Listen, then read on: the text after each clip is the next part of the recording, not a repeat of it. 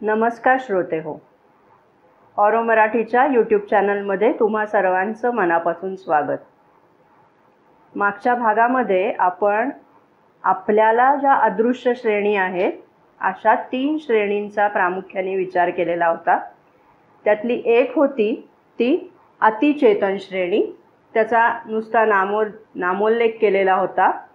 दुसरी आहे ती प्रच्छन्न चेतना, याचा काहीसा विचार आपण मागच्या भागात केला आहे. आणि प्रामुख्याने जो विचार केला तो सबकॉन्शंट याचा विचार केला, म्हणजे अवचेतनेचा आपण विचार केलेला होता.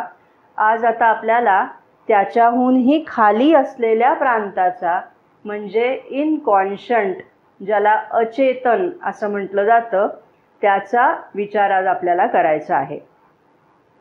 श्री अरविंद आणि श्री माताजी यांच्याबरोबर साधकांचे जे प्रश्नोत्तर रूपी संवाद चालत असत त्या दरम्यान अगदी गहन विषयांवर अगदी साध्या सोप्या पद्धतीने त्यांनी त्या साधकांच्या समस्यांचं निराकरण केलेलं आहे असं आपल्याला पुष्कळदा आढळून येतं.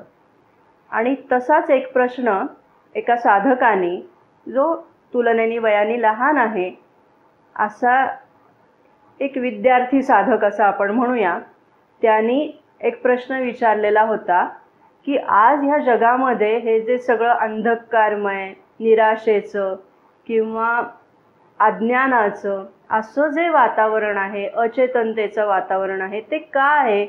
ही विश्वरचना अशी कशी काय? असा काहीसा प्रश्न त्या साधकाने विचारलेला असणार असं लक्षात येतं आहे. आणि मग माताजींनी त्याच्यावर एक गोष्टच सांगितली.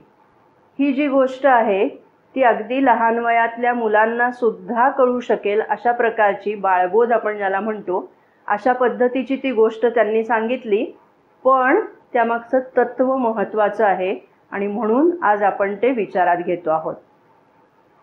एकंदर ही विश्वोत्पत्तीचीच कहाणी आहे असं म्हटलं तर वावगं ठरणार नाही.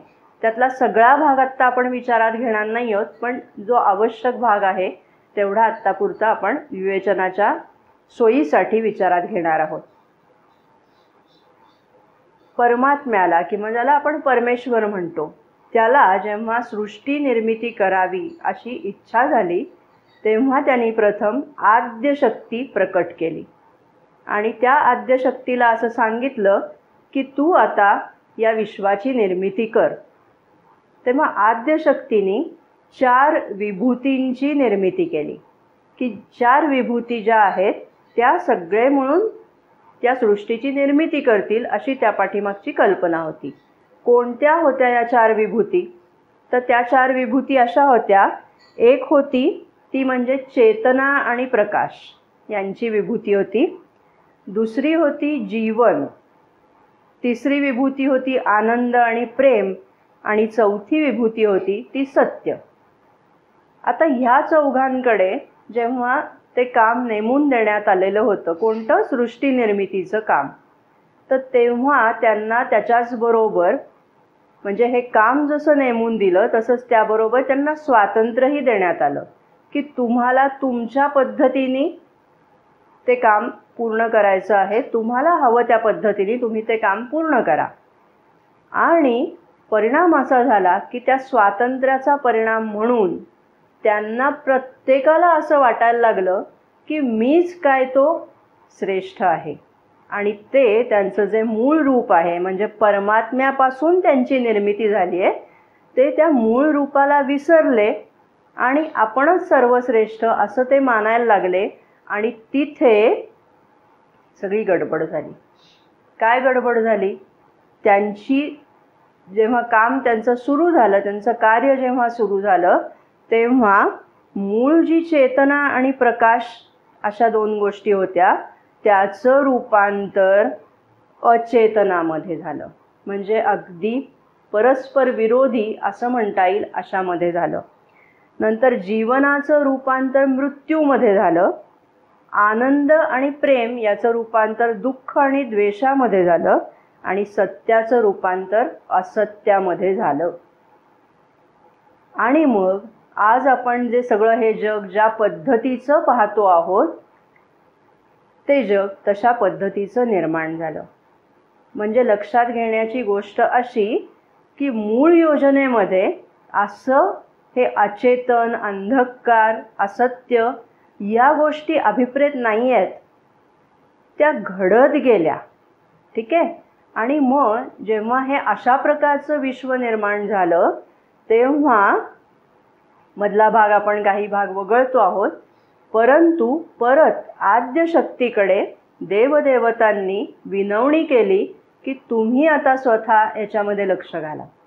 आणि मग आद्यशक्ती दिव्य प्रेम घेऊन या अचेतनामध्ये उतरली आणि तिथून पुन्हा परत अतिचेतनेकडचा प्रवास, ज्याला उत्क्रांती असं श्री अरविंदांनी म्हटलंय, आध्यात्मिक उत्क्रांती, ती जी आध्यात्मिक उत्क्रांती आहे त्याला पुन्हा एकदा सुरुवात झाली.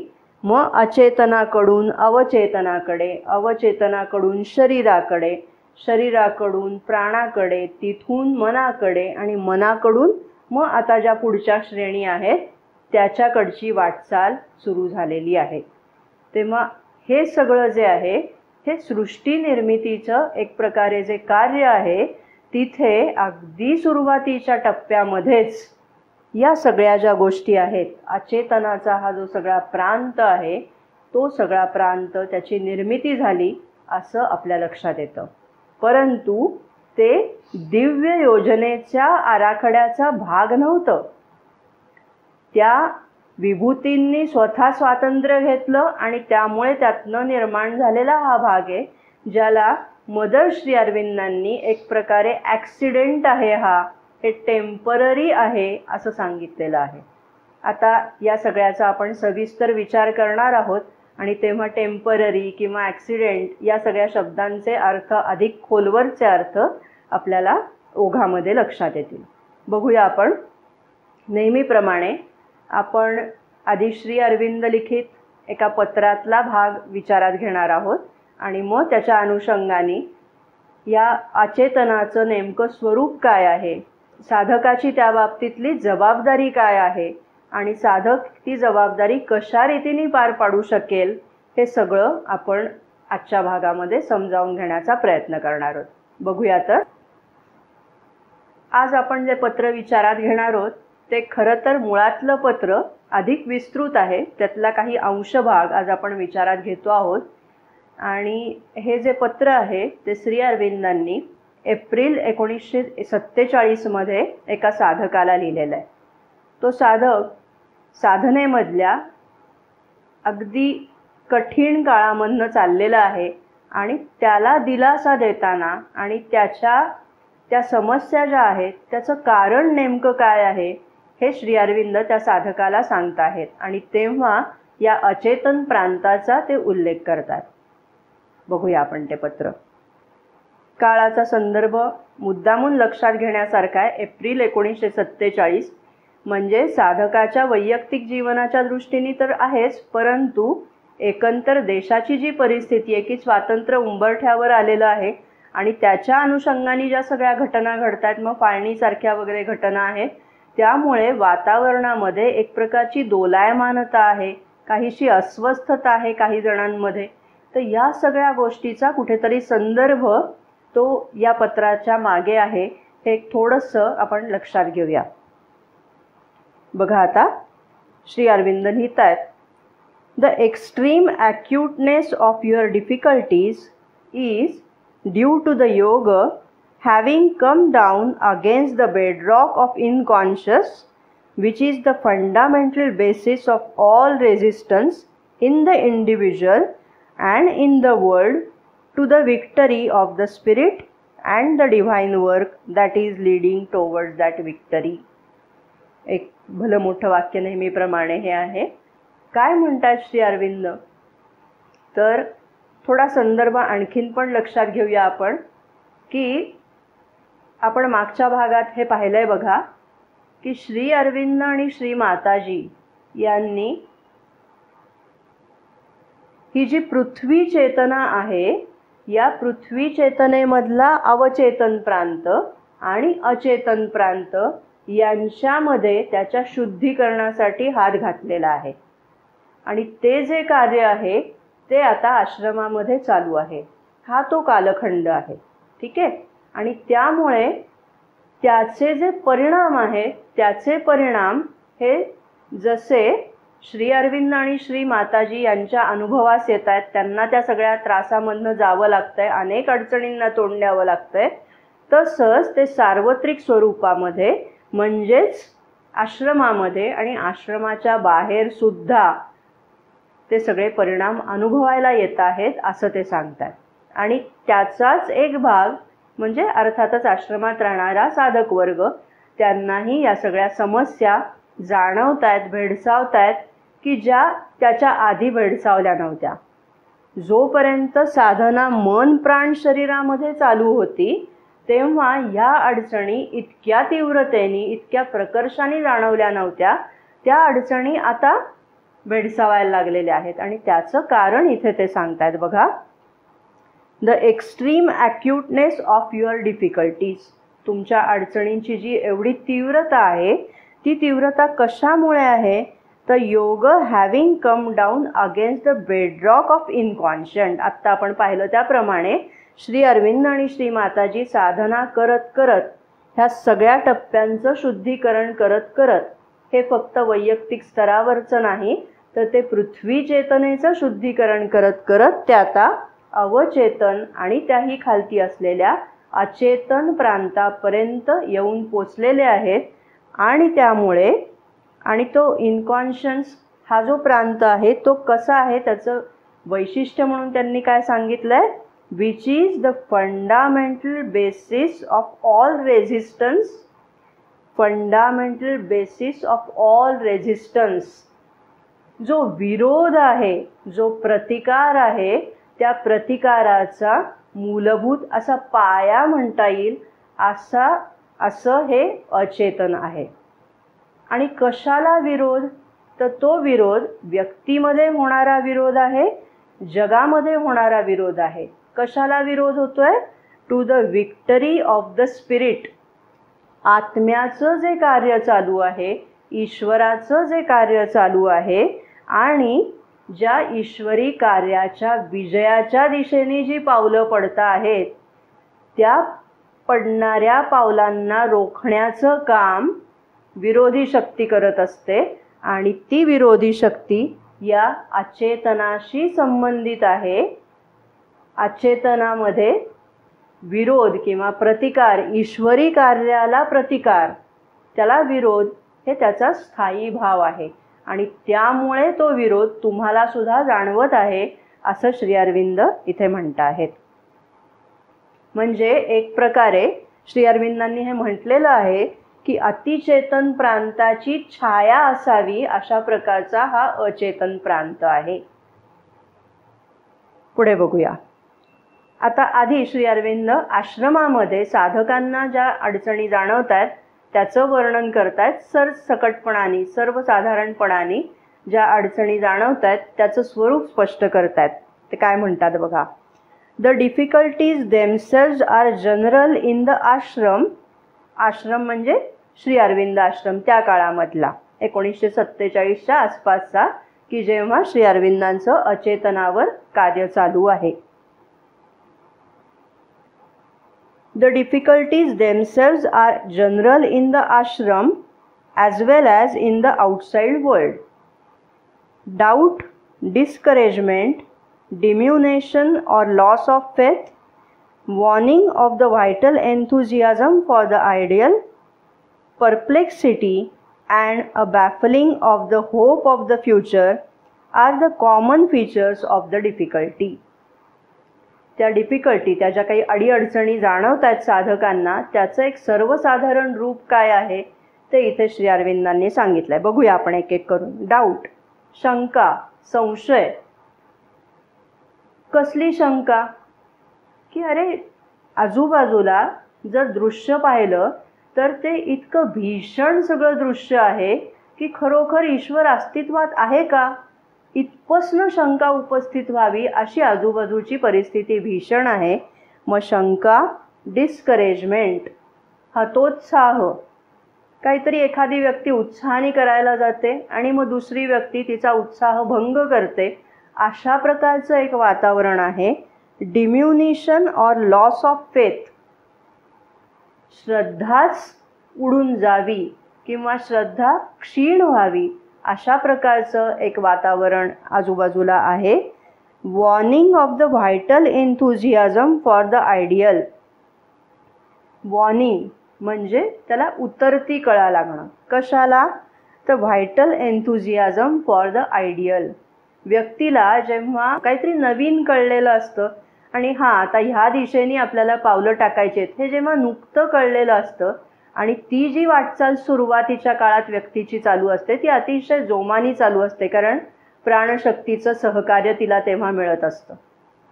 पण जसजसे दिवस ओलांडायला लागतात, जसजसे दिवस उलटत जातात तसतसं, कारण हा जो मार्ग आहे अध्यात्म मार्ग, त्याची पाऊलवाट जी आहे, त्याची जी वाटचाल जी आहे ती इतकी काही सोपी नाही आहे.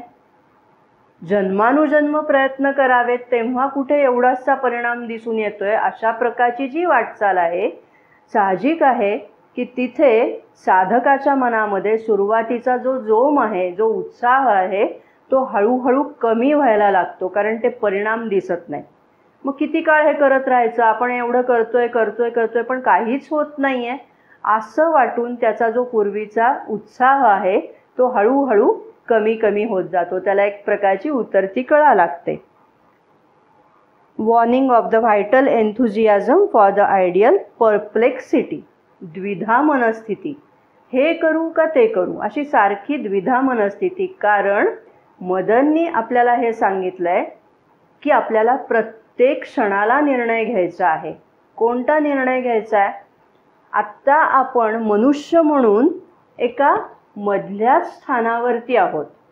म्हणजे आपल्या वरच्या बाजूला दिव्यत्व आहे, अतिचेतन श्रेणी आहे आणि खालच्या बाजूला पशु पातळी आहे किंवा अचेतन अवचेतन याचा प्रांत आहे.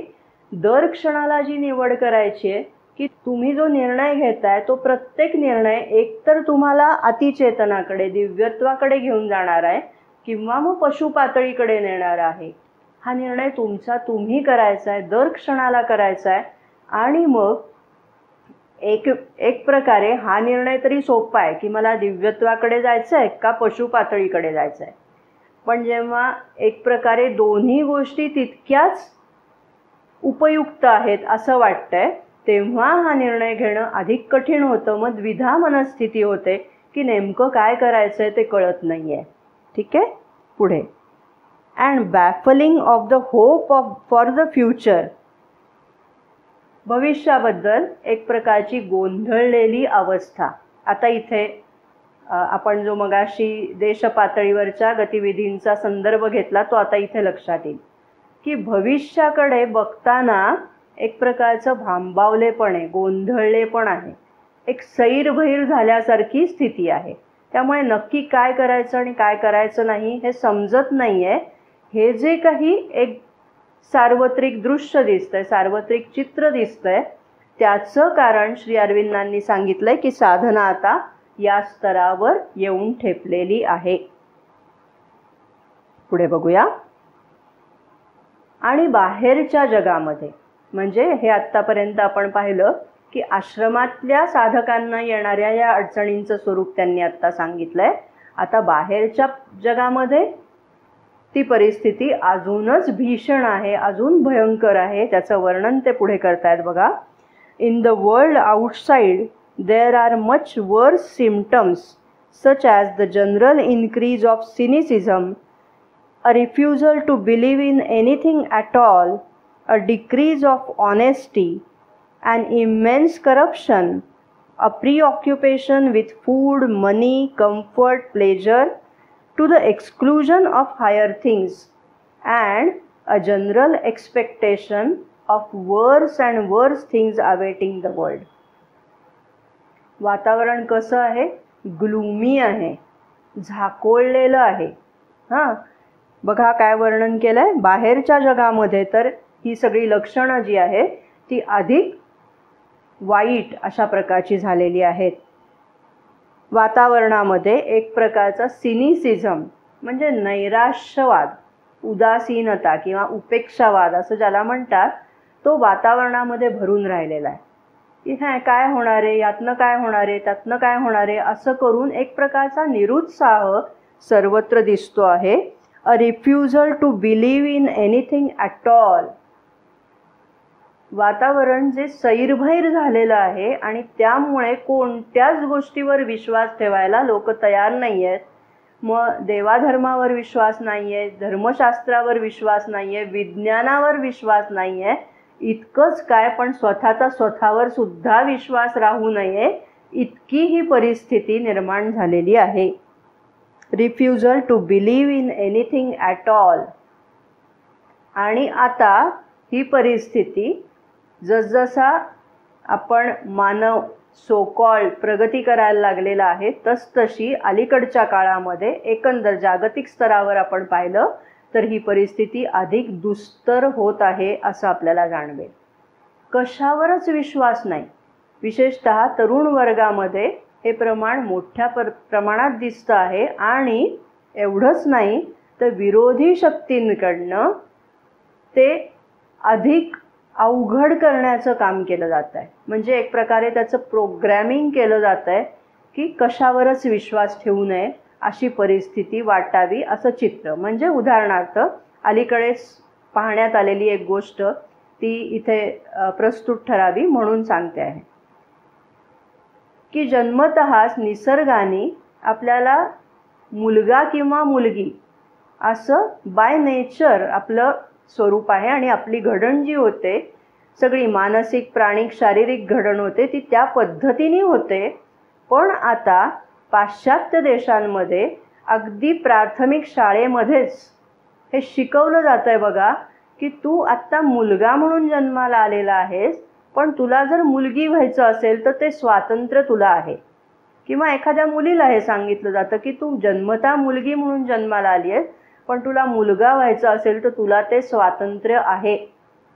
हे कोणत्या स्थितीत सांगितलं जातं आहे? प्राथमिक शाळेमध्ये. मग आता इथे लक्षात घ्या की जे नकळतं वय आहे त्याला आधी स्वतःचं उपजेत जे आहे तेच काही माहिती नाही आहे. आणि त्यामध्ये असं नको त्या वयामध्ये अनावश्यक गोष्टी त्याच्या मनामध्ये रुजवल्या तर भांबावल्यासारखी परिस्थिती होते. कारण त्याला तो निर्णय घेण्याचं सामर्थ्य नाही आहे, त्याच्यामध्ये ती कुवत नाही आहे त्याची. आणि मग अशा परिस्थितीमध्ये ती गोंधळलेली मानसिकता झाली की आयुष्यभर, ज्याला आयडेंटिटी क्रायसिस म्हणूया, अशा प्रकारची काहीतरी स्थिती त्याची निर्माण होते. आणि मग कशावरच विश्वास नाही, ना कुठल्या मूल्यांवर विश्वास आहे, ना सद्गुणांवर विश्वास आहे, अशी एक प्रकारची स्थिती भांबावले पण ते येतं. A refusal to believe in anything at all, a decrease of honesty. आत्ता मी म्हटलं त्याप्रमाणे की सद्गुणांवरचाही विश्वास उडाल्यासारखी स्थिती होते. आणि मग सचोटी, प्रामाणिकपणा ह्या गोष्टी ज्याचं मूल्य आपण ज्याच्याबद्दल एक प्रकारे आदरभाव बाळगतो, त्या गोष्टींचंही मूल्य इतिहास जमा झाल्यासारखं होतं. अगदी साधं व्यवहारातली ही उदाहरणं आहेत, आपल्या आजूबाजूला दिसत असतात बघा. ही सगळी उदाहरणं उघड्या डोळ्यांनी पाहिली मात्र पाहिजे. अगदी साधं एक उदाहरण सांगते की रिटायरमेंटपूर्वी जर तुमची म्हणजे तुम्हाला वेगवेगळ्या ज्या रजा घेता येतात तुमच्या कारकिर्दीच्या काळामध्ये, त्याच्यामध्ये मेडिकल लीव नावाचा एक प्रकार असतो. ती साठत राहते. आणि मग कदाचित रिटायरमेंटच्या सुमारास आधी 2-3 महिने अशी ती शिल्लक राहिलेली रजा असते. आणि ती जी रजा आहे ती घेतलीच पाहिजे असं काही बंधन नसतं. व्यक्ती बहुधा ती रजा घेतात. पण काही माणसं अशी असतात की ती म्हणतात नाही नाही, की ही रजा मी घेणार नाही. का घेणार नाही? कारण मेडिकल रजा घ्यायची झाली तर डॉक्टरांचं खोटं सर्टिफिकेट द्यावं लागेल की मी आजारी आहे. आणि नंतर काही दिवसांनंतर, म्हणजे तुमची ती रजा उपभोगून झाल्यानंतर तुम्ही आता फिट झालेला आहात असं परत एकदा सर्टिफिकेट द्यावं लागेल. हा जो खोटेपणा आहे तो करायचा नाही म्हणून काही जण ही रजा घेत नाहीत. तर अशा व्यक्तींना, हे आपण उदाहरण म्हणून फक्त घेतोय, अशी अनेक उदाहरणं असतात पण एक उदाहरण म्हणून, तर अशा व्यक्तीला मग लोक म्हणतात हे काय, यात काय, त्यात काय, सरसकट चालतात या गोष्टी. तर त्यामुळे जी व्यक्ती अशा रीतीने सचोटीने वागते आहे तिला समाजाकडून हास्यास्पद ठरवलं जातं. इतकं समाजामध्ये या खोटेपणाबद्दल आपल्याला काही वाटेन असं झालेलं आहे. ठीक आहे. किंवा एखाद्या व्यवहारामध्ये, पैशाचा जो व्यवहार आहे, अगदी साधं काहीतरी खरेदी विक्री करतो आहोत, त्याच्यामध्ये चुकून दुकानदाराकडून आपल्याला जास्त पैसे आले तर ते प्रामाणिकपणाने परत करणं ही सचोटी सुद्धा आता दुर्लभ होत चाललेली आहे. इतक्या छोट्या छोट्या गोष्टी आहेत आणि हे सगळं वातावरणामध्ये सरसकट झालेलं आहे.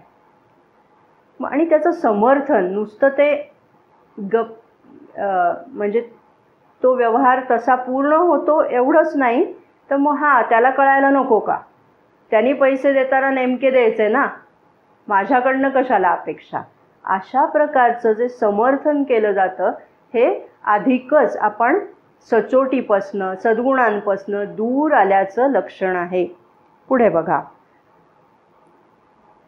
ॲन इमेन्स करप्शन, भ्रष्टाचार, प्रचंड भ्रष्टाचार. याच्याविषयी वेगळं काही बोलायची गरजच नाही. आपल्याला अनेक दाखले इतिहासामध्ये या सगळ्या गोष्टींचे मिळतात, त्यामुळे त्याबद्दल न बोललेलंच बरं. A preoccupation with food, money, comfort, pleasure to the exclusion of higher things.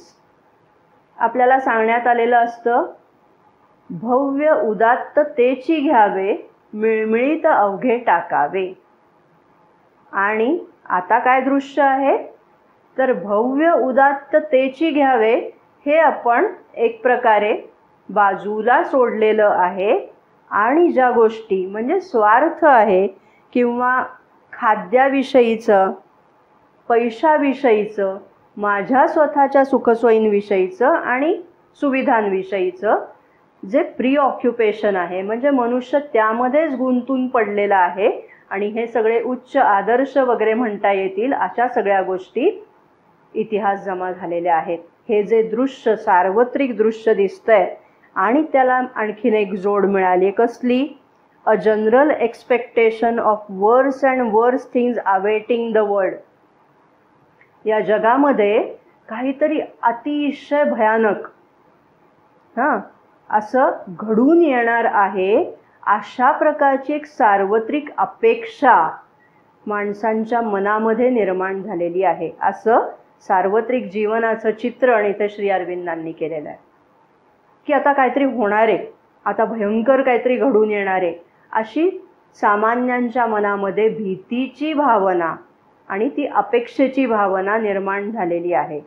आणि इथे लक्षात घेण्यासारखी गोष्ट अशी की आपण मनामध्ये ज्या गोष्टी अशा रीतीने वागवत असतो त्या गोष्टी एक प्रकारे चुंबकासारखं काम करतात आणि वातावरणातल्या त्या तशा प्रकारच्या शक्ती आपल्याकडे खेचल्या जातात. आणि तेच माताजी त्या काय सांगतायत, त्या म्हणतायत, माझी नजर कायम वर खिळलेली असते. का वर खिळलेली असते? कारण सत्य, शिव, सौंदर्य यासारख्या गोष्टी मनुष्याच्या उंबरठ्यावर खोळंबून आहेत, त्या आपल्याकडे येण्याची वाट पाहत आहेत, पण मनुष्य त्याला तसा प्रतिसाद देत नाही आहे, तसं ग्रहणशील मनुष्य नाही आहे. आणि बरोबर त्याच्या विपरीत की हे असं काहीतरी भयानक घडून येईल अशी अपेक्षा आत्ताच्या काळात सुद्धा बघा सातत्याने आपण अशा एका प्रकारच्या भीतीग्रस्त मनस्थितीत असतो की न जाणो आता महायुद्ध झालं तर, आता अमुक झालं तर, तमुक झालं तर, मग माझं काय होईल, माझ्या कुटुंबाचं काय होईल. ही जी भावना आहे ती सार्वत्रिक स्वरूपात आहे असं श्री अरविंद म्हणत आहेत. आता बघा,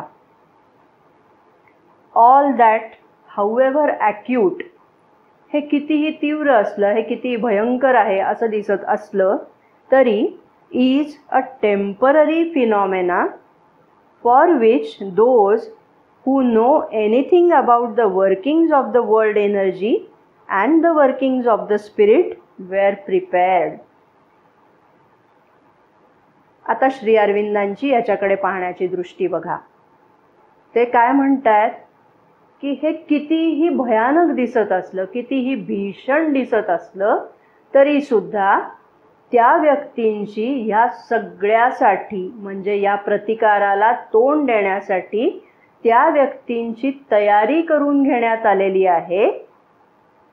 त्या व्यक्तींची म्हणजे कोणाची ते त्यांनी सांगितलं इथे की ज्यांना या विश्वामध्ये आत्म्याचं चैतन्याचं कार्य कसं चालतं हे ज्यांना अवगत आहे, हे ज्यांना माहिती आहे, त्यांची एक प्रकारे हा कितीही अचेतनाकडनं तीव्र विरोध झाला, तीव्र प्रतिकार झाला, ईश्वरी दिशेने चाललेला जो प्रवास आहे त्याला याच्याकडून कितीही विरोध झाला तरी तो विरोध सहन करण्यासाठी, त्या विरोधाला तोंड देण्यासाठी लागणारं सामर्थ्य त्या व्यक्तींना देऊन ठेवलेलं आहे. उदाहरणार्थ श्री अरविंद आणि श्री माताजी. आणि केवळ तेवढेच असं नाही तर आपण अनेक उदाहरणं अशी पाहू शकतो. अगदी स्वातंत्र्यवीर सावरकरांचं उदाहरणही त्याच तोडीचं आहे असं आपल्याला इथे म्हणता येईल की किती हाल अपेष्टा, किती संघर्ष, किती विरोध, आणि हे सगळं कसं काय सहन करायची ही मंडळी. श्री अरविंदांना सुद्धा काही कमी विरोध झालेला नाही आहे. मग या सगळ्या ज्या गोष्टी आहेत, कमी हालापेष्टा सोसायला लागलेल्या नाही आहेत.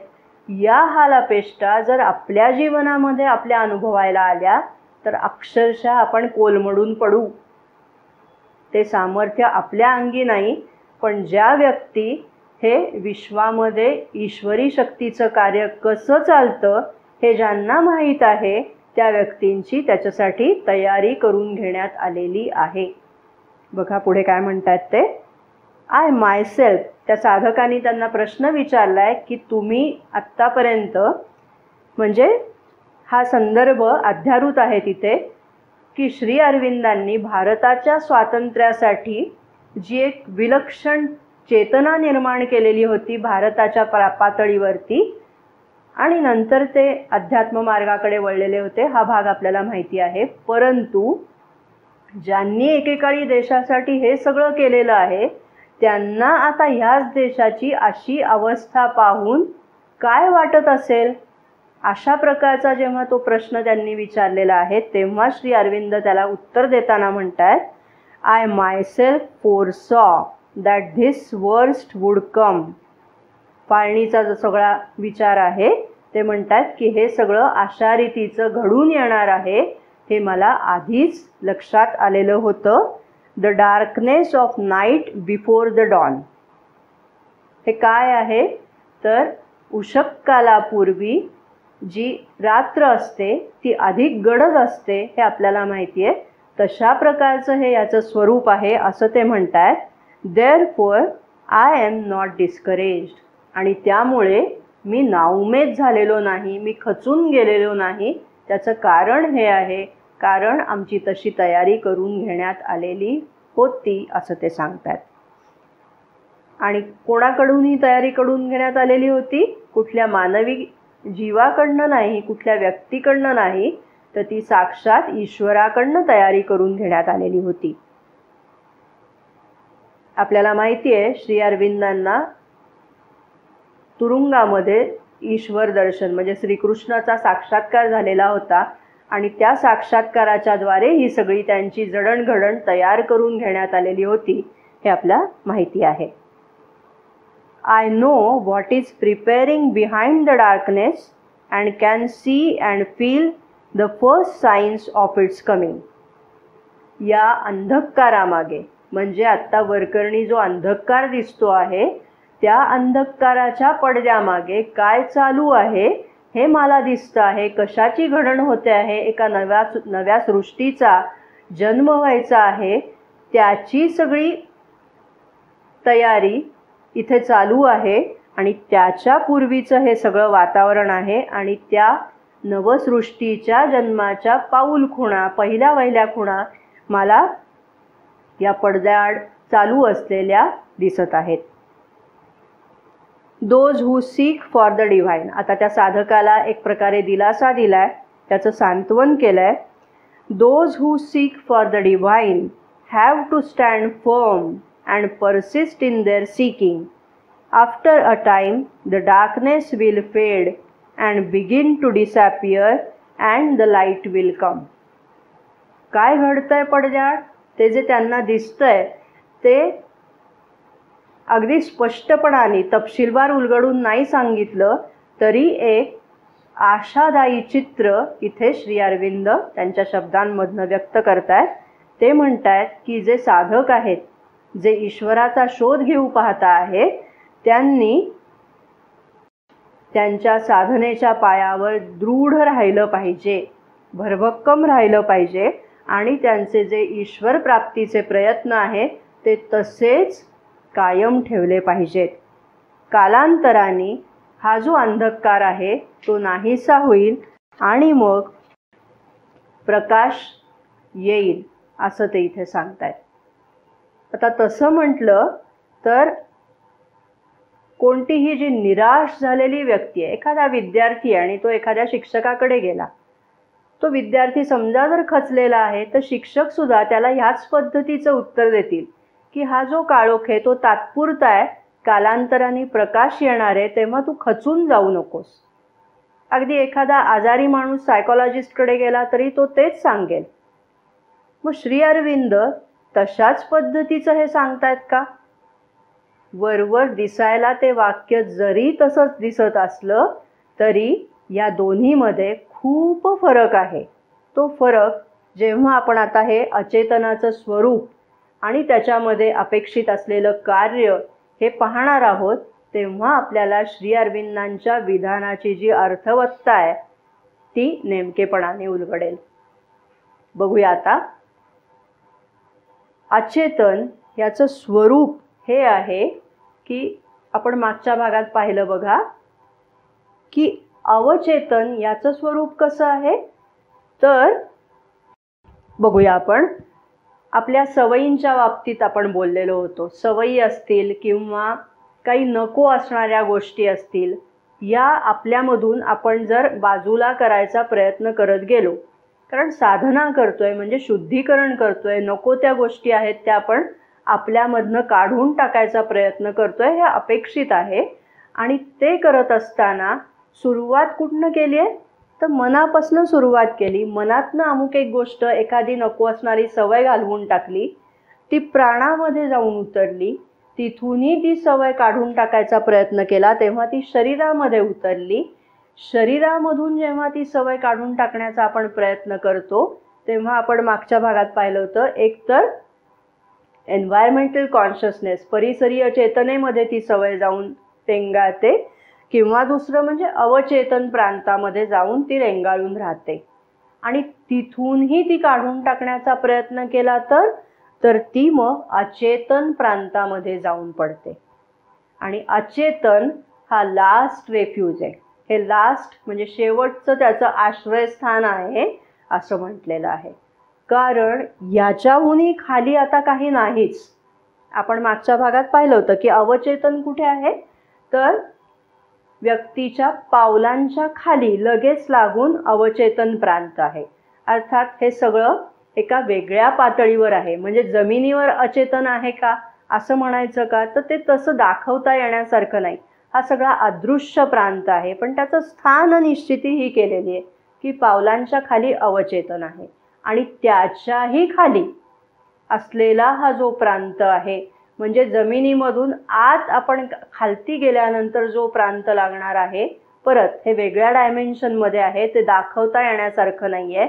किंवा पृथ्वी खणत गेलो आपण, एका जमिनीमध्ये एक खोल खणत गेलो तर हा प्रांत लागेल का, आपल्याला डोळ्यांना दिसेल का, तर ते तसं नाही आहे. तो दृश्य प्रांत नाही आहे. हे सगळं अदृश्य स्तरावरचं पण सघन स्वरूपाचं असं हे सगळा प्रांत आहे.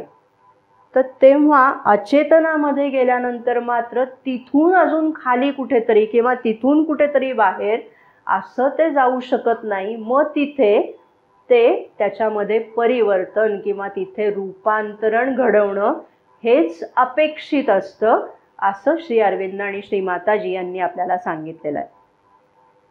आणि मग हे रूपांतरण घडवायचं म्हणजे नेमकं काय, ही साधी सोपी गोष्ट नाही. कारण इथेच म्हणजे अगदी अवचेतन प्रांतातल्या गोष्टींचं रूपांतरण घडवणं सुद्धा सोपं नाही. परंतु हा जो प्रांत आहे तो अधिक बिकट आहे. याचं कारण असं की आपण मागच्या भागात पाहिलं, अवचेतन प्रांत हा एका बाजूनी म्हटलं तर तो व्यक्तिगत वैयक्तिक अशा स्वरूपाचा आहे आणि दुसऱ्या बाजूनी सार्वत्रिक स्वरूपाचा आहे. अवचेतन प्रांताचं वैशिष्ट्य हे की त्याच्यामध्ये इंडिव्हिज्युअलाइज्ड असं काही नाहीच आहे.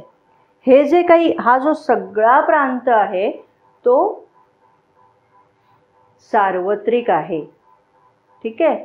आणि तो सार्वत्रिक असं म्हणत असताना मदननी त्याचं तपशिलामध्ये आणखीन नेमकेपणाने वर्णन केलं आहे की तो सार्वत्रिक असं म्हणत असताना तो विश्वामध्ये सर्वत्र आहे का? म्हणजे ज्याला आपण पृथ्वी आणि सूर्य आणि ही जी आकाशगंगा आहे, आपली जी आकाशगंगा आहे, त्याच्या बाहेर ज्या अनेक आकाशगंगा आहेत त्या सगळ्यामध्ये सुद्धा हे अचेतन प्रांत आहे का? तर मदननी असं सांगितलं की नाही, हे फक्त पृथ्वी पातळीवरती आहे. ठीक आहे.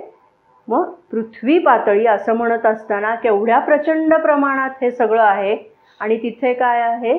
अंधकार, अज्ञान, अचेतन या सगळ्या गोष्टी तिथे भरलेल्या आहेत. आणि ह्या प्रांताकडून याच्यामध्ये परिवर्तनाला विरोध हे त्याचं एक प्रकारे मूळ सूत्र असल्यासारखं आहे. काही असू देत, काही बदलच करायचा नाही हा त्याचा स्थायी भाव आहे. मग चांगली गोष्ट असेल तरी त्याला विरोध करत राहायचा. आणि हे सार्वत्रिक आपल्याला दिसतं बघा. व्यक्ती ह्या निमित्त मात्र असतात. आपण अगदी देशपातळीवरचा जरी विचार केला तरी हे दृश्य किती तर सार्वत्रिक दिसतं की अगदी सरकारने कुठली तरी एखादी चांगली योजना आणलेली असते किंवा देशासाठी काहीतरी चांगली गोष्ट केलेली असते. आपल्याला निर्विवादपणे असं वाटतं की वा वा आता सगळेजण याला सपोर्ट करतील. प्रत्यक्षामध्ये काय होतं? दुसऱ्या दिवशी आपण पाहतो तर विरोधकांकडून त्याच्यावर काहीतरी खुसपट काढलं जातं आणि ही योजना कशी वाईट आहे हे सांगितलं जातं. विरोध, विजयाच्या दिशेने ईश्वराची जी वाटचाल चाललेली आहे त्याला विरोध होत राहतो. कारण कोणताही बदल करण्यास हा जो अचेतनाचा प्रांत आहे तो नाखुश असतो. आहे तसंच राहू देत. अज्ञान आहे का? ठीक आहे, अज्ञान असंच राहू देत. ज्ञानाच्या दिशेने वाटचाल करायचीच नाही आहे असं याचं एक प्रकारे स्वरूप आहे. याच्या अनुषंगाने एक प्रसंग सांगते की जो आत्ताच्या आपल्या विषयाशी अगदी थेटपणाने जोडलेला आहे. श्री माताजी या साधकांसमवेत संवाद करत असत आणि त्याच्यामध्ये अगदी लहानांपासून थोरापर्यंत सर्व मंडळी असायची.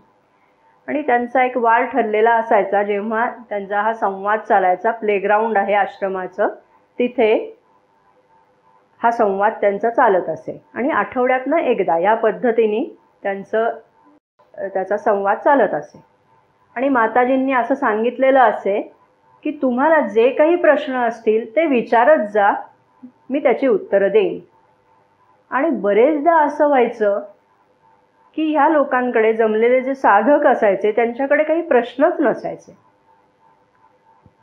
म्हणजे 8 दिवसाच्या मुदतीमध्ये सुद्धा काही विचार करून ते विचारतील, मग माताजी उत्तर देतील, असं सगळं त्यांना अपेक्षित असे. पण बरेचदा असं घडायचं की साधकांकडे काही प्रश्नच नसायचे.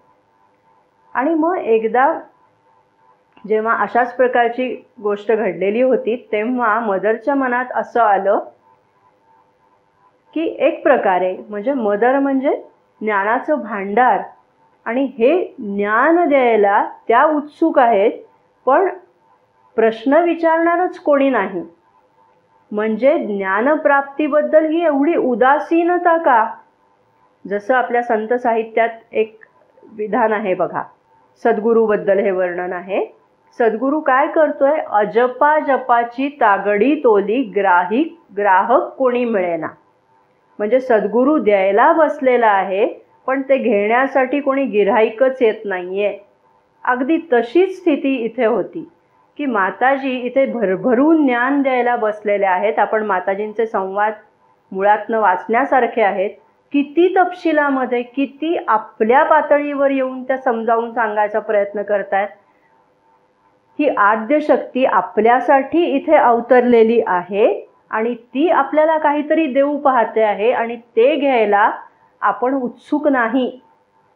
अशी परिस्थिती त्यांना जेव्हा दिसली तेव्हा त्यांच्या मनामध्ये हा प्रश्न निर्माण झाला की हे असं का बरं?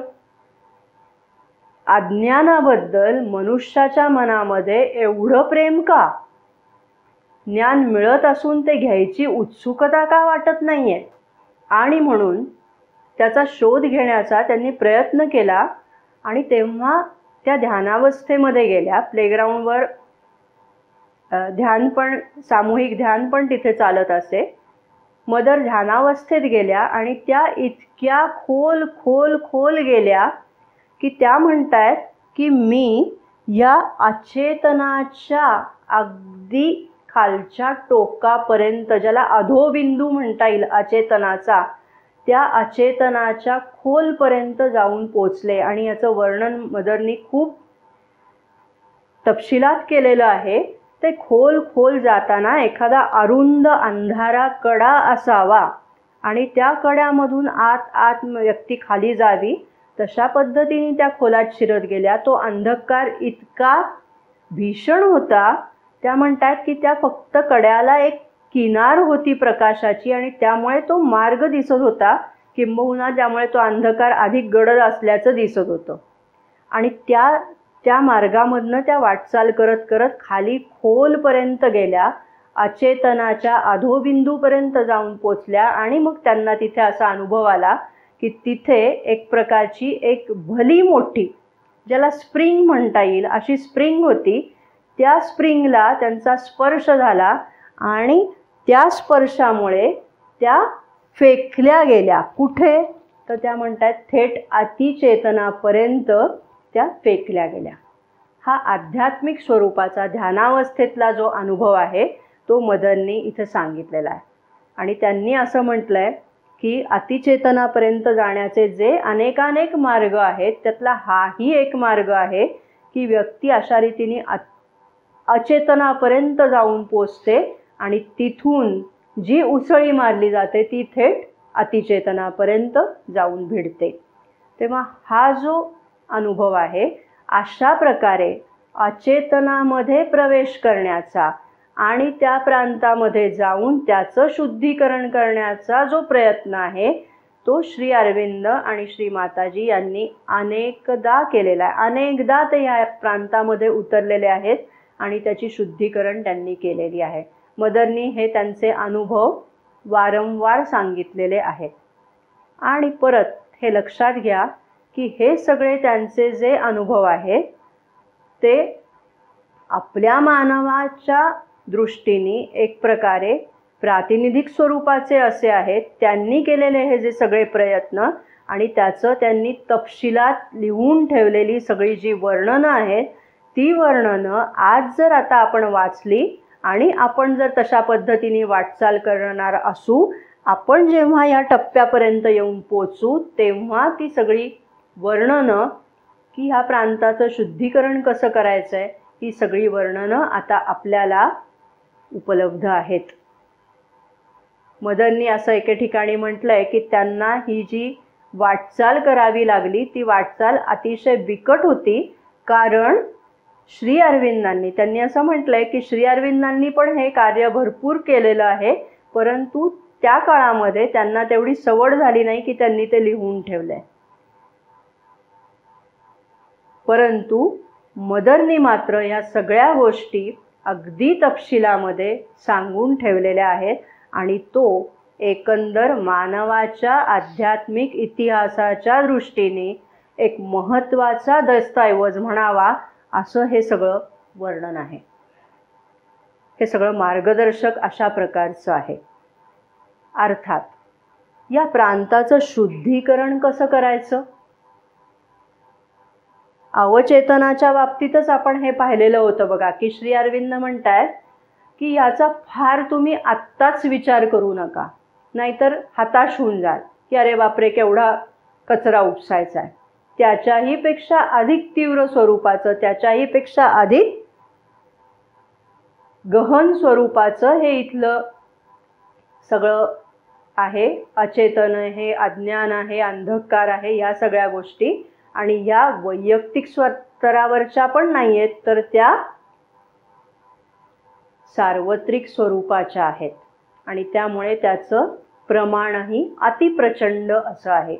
मग ते एकट्या व्यक्तीने त्याचं शुद्धीकरण करायचं म्हटलं तर ते केवळ अशक्यप्राय वाटावं असं आहे.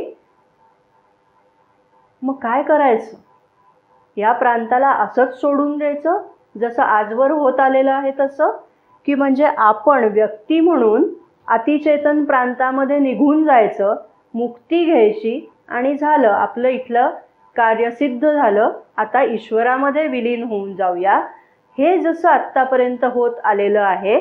आणि मग हा सगळा जो प्रांत आहे त्यामुळे पृथ्वीवरचं जे सार्वत्रिक वातावरण आहे, पृथ्वीमध्ये मात्र अजूनही बदल नाही.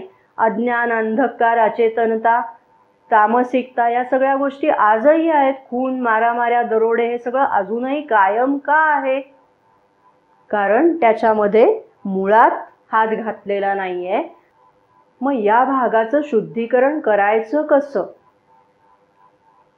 तर मदननी असं सांगितलेलं आहे की अतिचेतन हे जे आहे ते थेटपणाने अचेतनापर्यंत जाऊन पोहोचू शकत नाही. मग काय करायला लागतं? तर त्याच्यासाठी मनुष्य जन्माचा उपयोग आहे. मनुष्य जेव्हा स्वतःमध्ये ही अतिचेतना जी आहे, जे उच्च स्तरावरती चेतना जी आहे, ती चेतना स्वतःमध्ये धारण करेल, स्वतः या उच्चतर चेतनेला खुला होईल आणि त्याच्या माध्यमातनं तो या अचेतनापर्यंत तो प्रकाश, ते ज्ञान, ते सत्य नेऊन पोहोचवेल. हाच एक मार्ग आहे. ठीक आहे? तेव्हा मनुष्य म्हणून आपली ही एवढी जबाबदारी आहे, या पृथ्वी चेतनेमध्ये तिचं रूपांतरण घडवायचं असेल तर मनुष्य म्हणून हे आपलं कर्तव्य आहे. हे इथे पूर्णयोगाचा साधक म्हणून आपल्या लक्षात येतं. मी पुन्हा पुन्हा या गोष्टीचा मुद्दाम उल्लेख करते की हे काम पूर्णयोगाच्या साधकाकडनं अभिप्रेत आहे. अर्थात हे काम करणारे कोण? प्रत्यक्षामध्ये ईश्वरी शक्ती करणार आहे. पूर्णयोगाच्या साधकांनी स्वतःला त्या दिव्य शक्तीप्रत खुलं करणं आणि अवचेतनाच्या आणि अचेतनाच्या प्रांतापर्यंत हा प्रकाश नेऊन पोचवणं अभिप्रेत आहे. कारण इतर योगांमध्ये अशा प्रकारचं उद्दिष्ट डोळ्यासमोर ठेवलेलं नसतं. आत्मसाक्षात्कार हेच एकमेव उद्दिष्ट आणि मुक्ती हे उद्दिष्ट, अशा प्रकारची काही उद्दिष्ट इतर योगांमध्ये ठेवलेली असतात. पण पूर्ण योगामध्ये मात्र हा फरक आहे की पृथ्वी चेतनेसाठी म्हणून आपण काही देणं लागतो, तेव्हा हे तिचं ऋण फेडण्याचा हा मार्ग म्हणजे स्वतःच्या माध्यमातून साधकांनी हा प्रयत्न करायचा आहे. आणि या पृथ्वी चेतनेचं तिच्या अचेतन प्रांताचं हे जेव्हा रूपांतरण होईल तेव्हा मग खऱ्या अर्थाने श्री अरविंदांना अभिप्रेत असणारं समग्र रूपांतरण पूर्ण होईल. तोपर्यंत नाही. आत्तापर्यंत आपण हा सगळा भाग विचारात घेतला. आता थोडासा मदननी जो तपशिलाचा भाग सांगितला असं आपण म्हटलं, त्याचा थोडा इथे उल्लेख करूया. फार तपशिलात जायला नको, पण त्यांनी हे सगळं किती सूक्ष्मापर्यंत याचा अभ्यास केलेला आहे हे यातनं लक्षात येईल.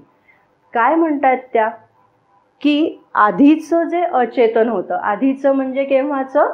मनुष्य उदयाला येण्यापूर्वीचं जे अचेतन होतं, ज्याला ओरिजिनल इनकॉन्शंट असं त्यांनी म्हटलंय, ते ओरिजिनल इनकॉन्शंट आणि मनुष्याच्या उदयानंतर हे जे अचेतन आहे त्या दोन्हीमध्ये फरक झालेला आहे असं त्या म्हणतात. इथे ते फॉर्मलेस होतं, म्हणजे आकारहीन होतं, नंतर ऑर्गनाइज नव्हतं, सुसंघटित असं नव्हतं.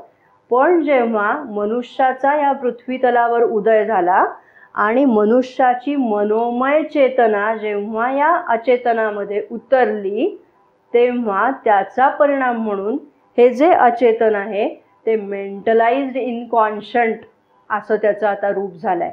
आणि म्हणून त्या म्हणतात आता ते कसं झालं आहे, ते अधिकच हार्ड झालं आहे, अधिकच अलौकिक झालं आहे, रिजिड झालं आहे. म्हणजे परिवर्तनाला विरोध हा जो एक गुणधर्म आपण ह्याचा पाहिला, तो गुणधर्म आधीच्या नुसत्या ओरिजिनल अचेतनामध्ये नव्हता. कारण त्याला विरोध करायचा आहे किंवा नाही हेच मुळी माहिती नव्हतं. पण जेव्हा मेंटलाइज अचेतन झालं तेव्हा मात्र परिवर्तनाला विरोध हा स्थायी भाव त्याचा बनलेला आहे. आणि म्हणून ओरिजिनल इनकॉन्शंटपेक्षा अधिक वाईट परिस्थिती मेंटलाइज इनकॉन्शंटची झालेली आहे असं त्या म्हणतात.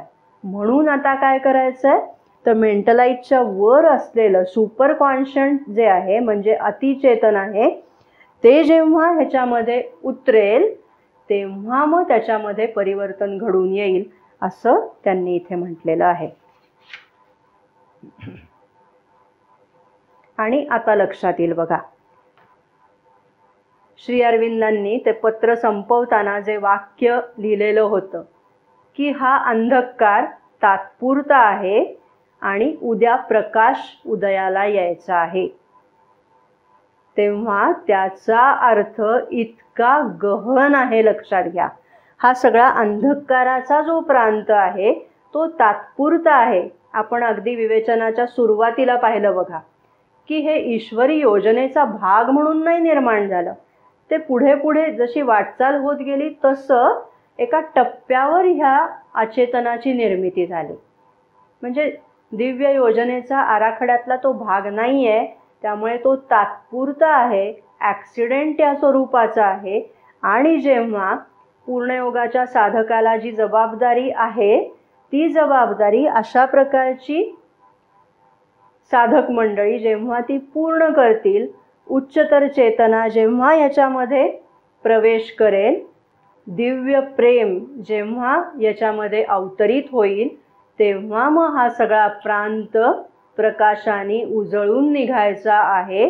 आणि तेव्हा मग हे सगळा जो ॲक्सिडेंट झालेला आहे त्याचे जे दुष्परिणाम म्हणून आत्ताचं सद्यस्थितीतलं जे जीवन आपल्या अनुभवास येतं आहे ते तसं राहणार नाही. आणि मग तेव्हा त्याचं दिव्य जीवनामध्ये रूपांतर झालेलं असेल असं श्री अरविंदांनी अभिवचन आपल्याला दिलेलं आहे. तेव्हा आत्ता आपण अचेतन हा काय भाग आहे, त्याचं स्वरूप काय, नंतर त्याच्यामध्ये रूपांतरण करायचं असेल तर नेमकं काय केलं पाहिजे, साधक म्हणून आपली जबाबदारी काय आहे, आणि मग पृथ्वी चेतनेचं जे पृथ्वीवरचं जे सगळं वातावरण आहे ते दिव्य जीवनामध्ये परिवर्तित व्हायचं असेल तर या अवचेतन प्रांताचं रूपांतरण होणं कसं गरजेचं आहे, हा सगळा भाग आज आत्ता आपण समजावून घेतला. आज आत्ता आपण इथेच थांबूया. या सगळ्या कार्यामध्ये आपल्याला विचारांच्या माध्यमातून का होईना आता निदान ते समजून घेता येतंय, ती संधी श्री अरविंद आणि मदर यांनी आपल्याला देऊ केलेली आहे. याबद्दल आपण कृतज्ञ राहूया आणि इथे थांबूया. धन्यवाद.